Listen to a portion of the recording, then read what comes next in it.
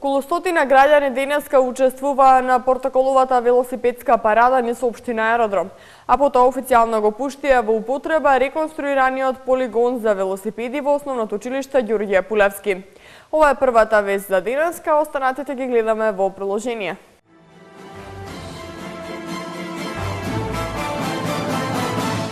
Асфалтирани улици во населбата Даме Груев. Конституира новиот совет на општина Центар. Со Хофманови приказник е започна 41-те мајски оперски вечери. Инсталирањето на системи за видеонадзор во училиштата се поактуелна тема. Одбележан патрониот празник на градинката 25 мај е објект ПОНИ.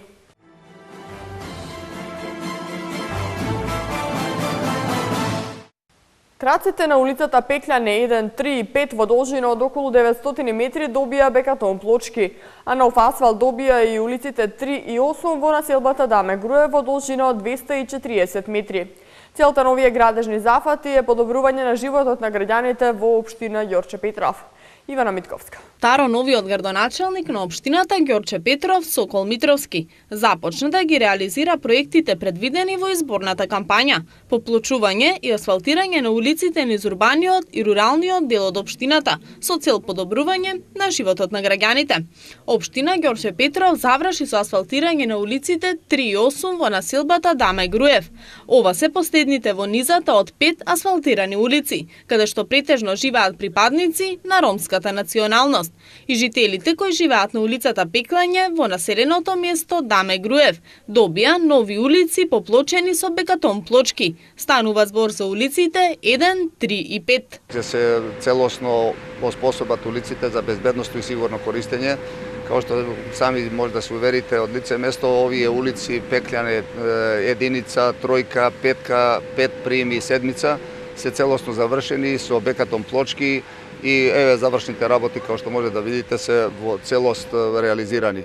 Сакам да напоменам дека покрај овој дел што овдека на овој дел се прават улиците, како што ги набројав негде во должина од 840 или приближно 900 метри, се работат и другите улици од противната страна, тоа се парните проеви Пекљане 2, 4, 6 и тие за многу скоро време ќе бидат целосно доведени во ваква состојба како што е и состојбата, да кажам, на овие улици, на непарните улици во населбата Даме Груев. Градоначалникот на општината Сокол Митровски истакна дека освен санација и поплочување на улиците во населбата Даме Груев, во наредниот период ќе почне и акција за асфалтирање на повеќе улици низ општината, како што беше ветено во изборната програма.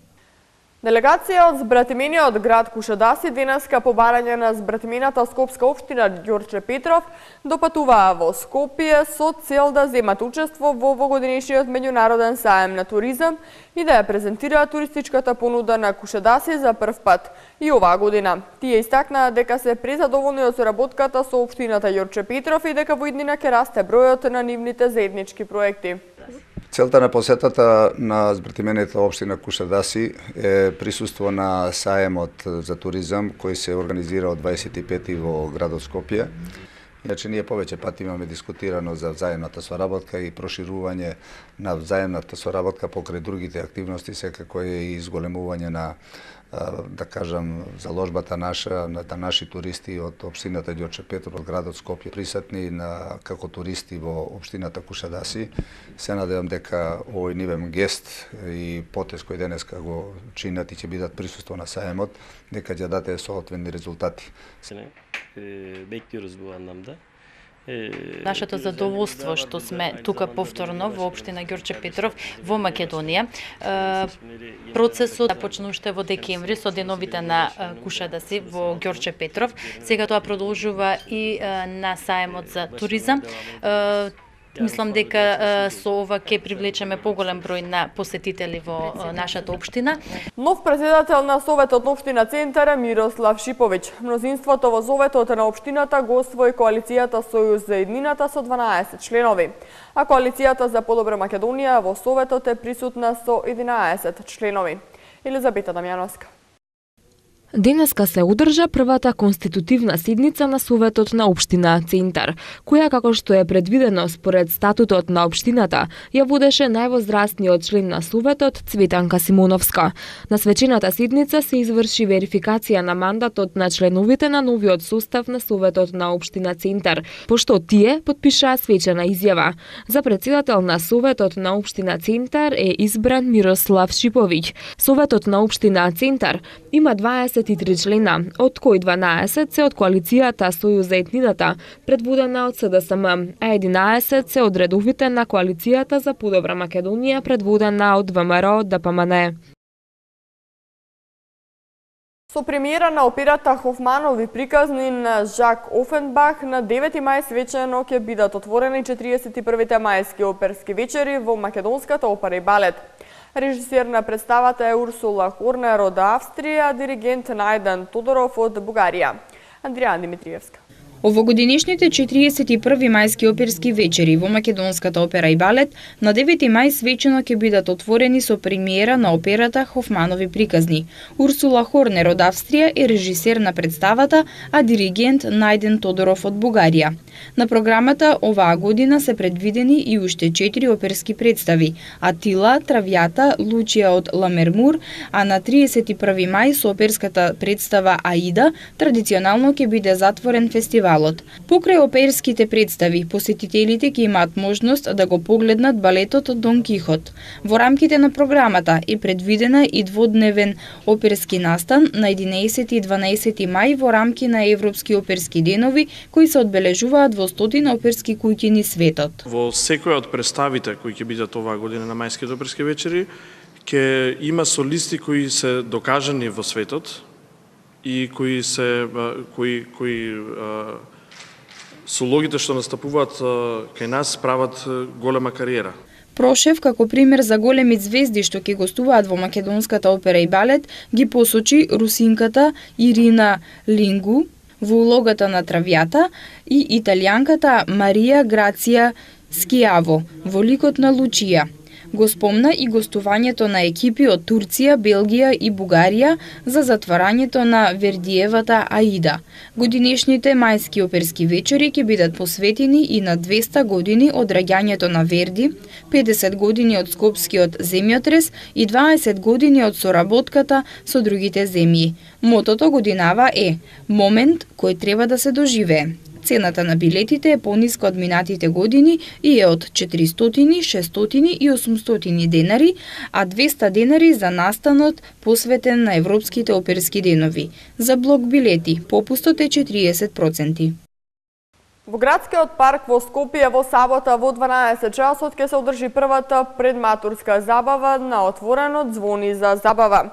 Матурантите од цела Македонија преку забава со познати водители, пејачи и диџеи ќе може да се информираат за повеќе студиски програми и да добијат многу подароци и попусти за нивната матурска вечер.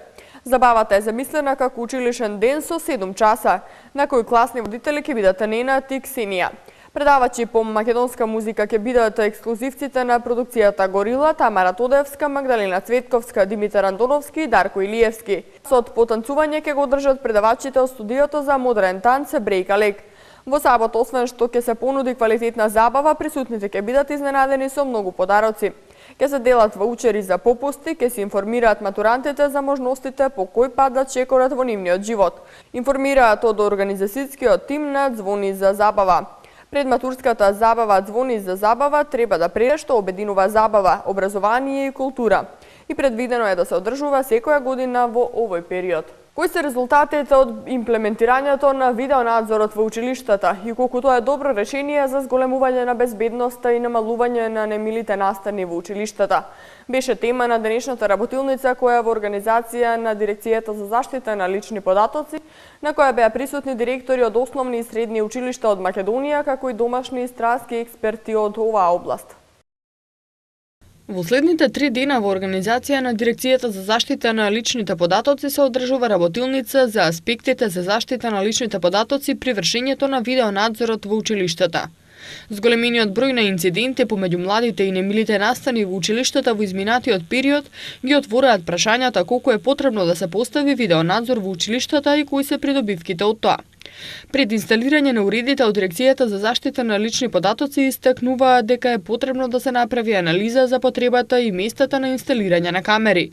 Тие сметаат дека во наставничките канцеларии и училниците нема потреба да се поставуваат камери, а треба да се внимава и да не биде нарушена приватноста. Потребата за една ваква средба настана од таму што потребата и за инсталирање на овие системи е се поголема како што тврдат самите тие.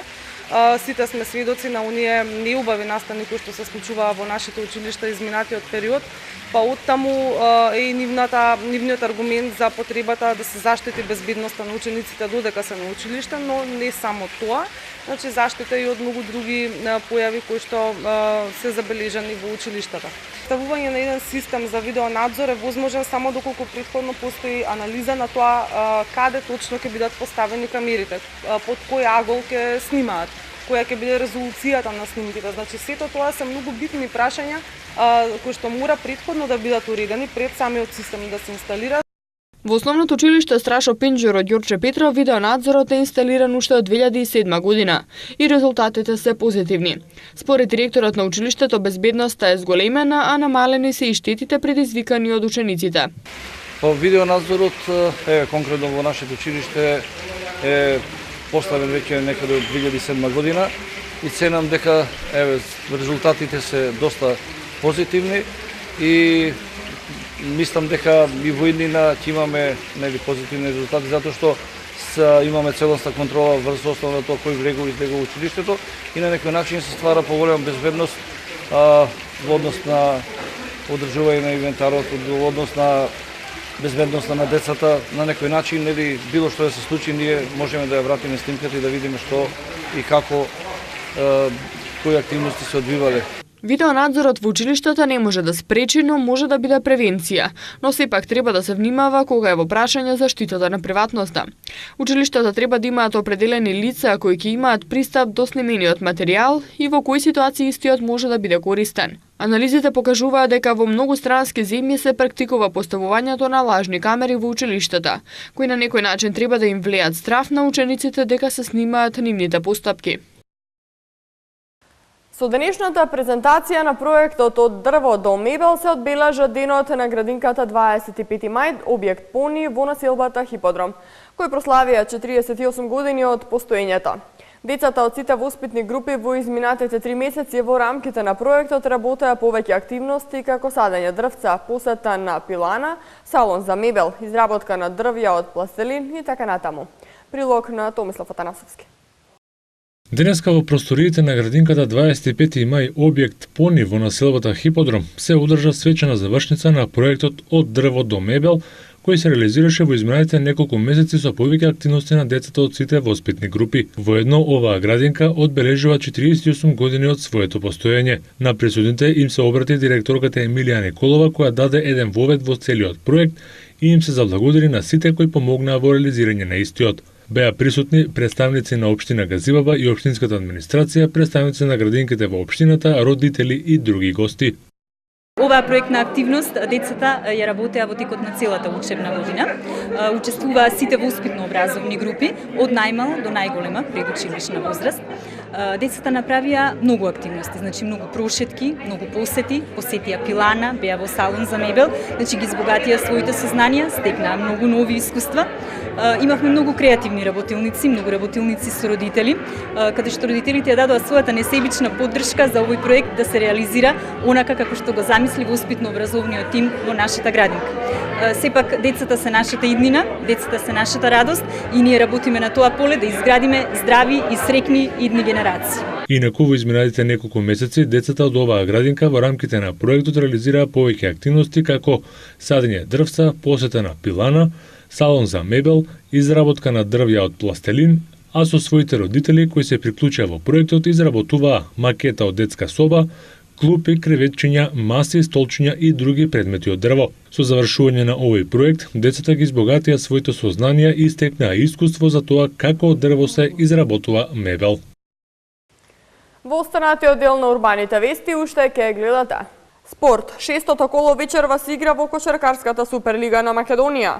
Актуел по пејачот Јоце Панов ќе настапи на Сунчене скале. Шестата Суперлига на Македонија. Дербито е во Гевгелија, каде Кожув го пречекува МЗТ Скопје. Спортските вести се веднаш по рекламите.